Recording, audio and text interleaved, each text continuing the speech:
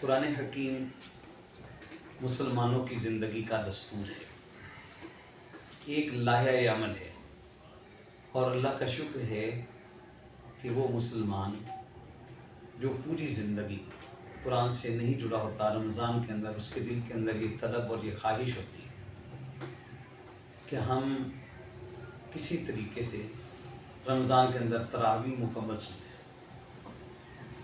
تو آپ دونوں احباب ماشاءاللہ حفاظ بھی ہیں، اور آپ کی وابستگی جو ہے وہ قرآن حکیم سے بہت اچھی ہے۔ میرا سوال یہ ہے کہ ایک بڑی تعداد نہ صحیح لیکن پھر بھی معاشرے کا ایک معتبر حصہ سال میں قرآن پاک سنتا ہے، لیکن کیا قرآن کو سمجھنے کی طلب یہ سالانہ ورکشاپ جسے آپ تراویح کہتے ہیں اس کے ذریعے پیدا ہو رہی ہے؟ طاہر صاحب آپ کا کیا خیال ہے؟ بسم اللہ الرحمن الرحیم۔ اصل میں رمضان المبارک جو ہے نا یہ نیکیوں کا موسم بہار ہے جی ٹھیک ہے، اور اس موسم بہار کے اندر ایک نیکی کا ماحول اللہ پاک پیدا کر دیتا ہے، اور آپ یہ جانتے ہیں کہ ماحول کے اندر نیکی کرنی بڑی آسان ہوتی ہے ٹھیک ہے۔ اللہ نے بھی قرآن مجید کے اندر کہا نا، یا ایھا الذین آمنوا اتقوا اللہ وکونوا مع الصادقین، اے ایمان والو تقوی اختیار کرو اور صادقین کے ماحول میں شامل ہو جاؤ۔ مطلب یہ ہے کہ اگر تم اس ماحول کے اندر نہیں شامل ہوگے تو پھر تقوی کا وہ لیول برقرار نہیں رہے گا۔ اکیلا بندہ جو ہے وہ ماحول سے الگ ہو کر جتنی بھی کوشش کرے ماحول اس کو گرا دیتا ہے، وہ اٹھنے کی کوشش کرے گا پھر گر جائے گا، پھر گر جائے گا۔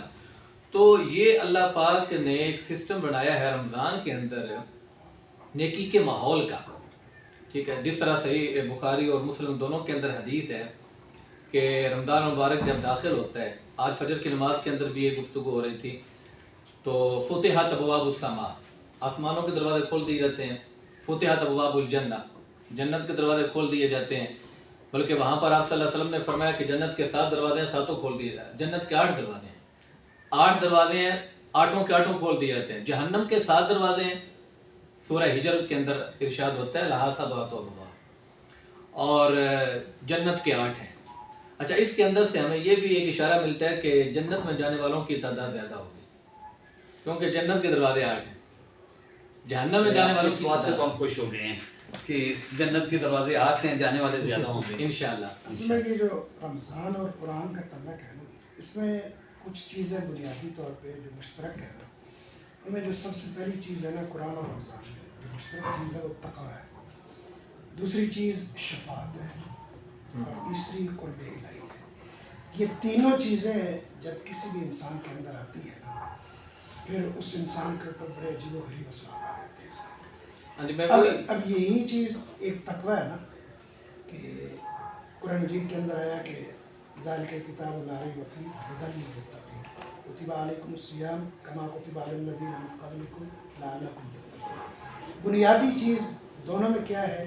تقویٰ ہے، قرآن اور رمضان۔ میں وہ سر کی بات کا جواب دینا چاہتا تھا کہ جب اللہ تعالیٰ اس طرح ماحول پیدا کر دیتے ہیں نا جی، آسمان کے دروازے بھی کھل جاتے ہیں، جنت کے دروازے بھی کھل جاتے ہیں، جہنم کے سارے دروازے بند ہو جاتے ہیں، شیاطین کو جکڑ دیا جاتا ہے، تو سید مودودی رحمۃ اللہ علیہ اس حدیث کی تشریح میں کہتے ہیں کہ اصل اس کا مطلب اور مفہوم یہ ہے کہ نیکی کا ماحول پیدا کر دیا جاتا ہے ٹھیک ہے، اور جب نیکی کا ماحول پیدا ہو جاتا ہے تو پھر جو ہے وہ لوگ ایٹومیٹکلی متوجہ ہو جاتے ہیں، مساجد کی طرف متوجہ ہوتے ہیں، قرآن کی طرف متوجہ ہوتے ہیں، ایک تقوی کے معاملات کی طرف متوجہ ہوتے ہیں۔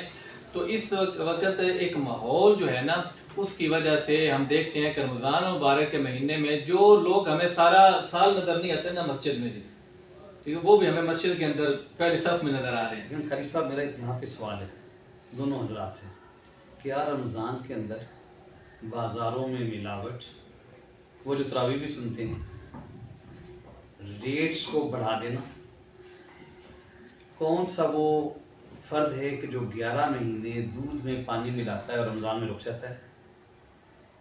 وہ معاشرتی بیماریاں ان کی اصلاح کیوں نہیں ہو پاتی؟ بدقسمتی ہے ہماری کہ ہمارے اس معاشرے کے اندر ہم نے شاید یہ سمجھ لیا ہے کہ یہ رمضان کا مہینہ بھی باقی مہینوں کی طرح ہی ہے، حالانکہ ایسا نہیں ہے. ہمارا تاجر آج یہ سمجھ رہا ہے کہ جیسے رمضان شروع ہوا ذخیرہ اندوزی شروع ہو گئی، چیزوں کے ریٹ پر بڑھا دیے گئے. حالانکہ دوسرے معاشرے کے اندر جو غیر مسلم معاشرہ ہے اس معاشرے کے اندر رمضان کا مہینہ شروع ہوتا ہے اور مسلمانوں کو ریلیف دیا جا رہا ہے. ہمارا تاجر آج اس بات کے اوپر نہیں آ رہا کہ جیسے رمضان شروع ہوتا ہے نجائز منافع خوری، ذخیرہ اندوزی، یہ ساری چیزیں بازار کے اندر آ جاتی ہیں، اور غریب اور نادار مسلمان جو سارا سال اس غربت کی چکی کے اندر پستے ہیں ان کا رمضان کے اندر بھی استحصال کیا جا رہا ہے اور چیزوں کو ریٹ بڑھا دیا جا رہا ہے. اچھا، اس کا حل تلاش کرنا چاہیے نا جی. میری سمجھ کے مطابق مثلا ایک کوئی ٹاؤن ہے ABC، اس کو کچھ بھی کہتے ہیں، اس ٹاؤن کے آئمہ سارے اکٹھے ہوں، انجمن تاجران جو وہاں کی ہو ان کے ساتھ ملاقات کی جائے اور مل کر ایک درخواست کی جائے کہ یہ رمضان تو جو آپ کہہ رہے ہیں کہ جنت کے 8 دروازے کھلے ہوتے ہیں، جہنم کے دروازے بند ہوتے ہیں، تو ہم لوگ مل کر اس جگہ کو ایک مثالی جگہ بنا دیں. میں ابھی پچھلے دنوں 3 چیزیں میں نے پڑھی اس پاکستان کی اور مجھے بڑی خوشگوار حیرت ہوئی. حیدرآباد سے 50 کلومیٹر کے فاصلے پر ایک جگہ ہے، ان کی اپنی اس جگہ کی پارلیمنٹ ہے، وہاں ایکسپورٹ ہو رہی ہے کھجور وہاں سے. پھر وہاں پر پوری کی پوری بستی کے اندر لٹریسی ریٹ 100% ہے.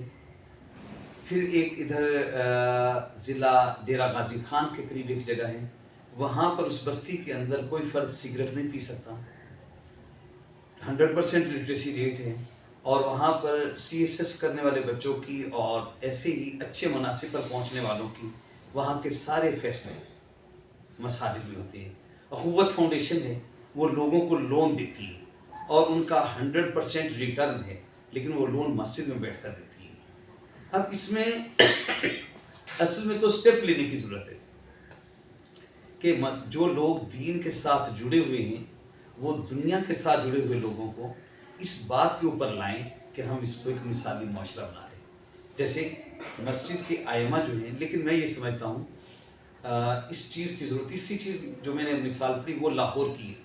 لاہور کا ایک شاپنگ مال ہے، اس شاپنگ مال کے مالک نے تمام آئٹمز کے اوپر 40% ڈسکاؤنٹ دے دیا. پھر ایک اور مثال سمجھیں کہ یہ جو لوگ راشن تقسیم کر رہے ہیں یہ لوگوں کو بھکاری بنا رہے ہیں. چاہیے یہ وہ کہیں کہ یہ راشن موجود ہے یہ 50% پر ہے. کوئی باوقار آدمی اس موقع پر اپنے وقار کو ایک طرف نہیں رکھ سکتا اور جا کر وہ کسی کے گھر راشن کے لیے، کسی کے دوارے پر راشن کے لیے نہیں جائے گا.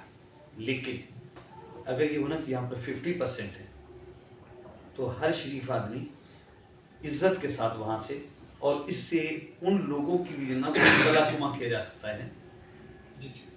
تو اصل میں ایک اور ایشو ہے رمضان اور قرآن کا. ہم بات کو مکمل کرتے ہیں، وہ یہ کہ ہمارے ہاں قرآن سنایا جاتا ہے لیکن قرآن کی تفہیم نہیں ہوتی.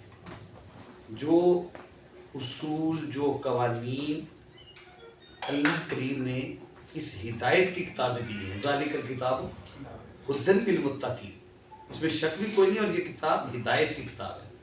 ہم بغیر سمجھے ہوئے جب اس کو سنتے ہیں، وہ طبقہ بھی انہیں معلوم ہی نہیں ہے کہ اس میں ہمارے لیے کون سے رستے تجویز کیے گئے.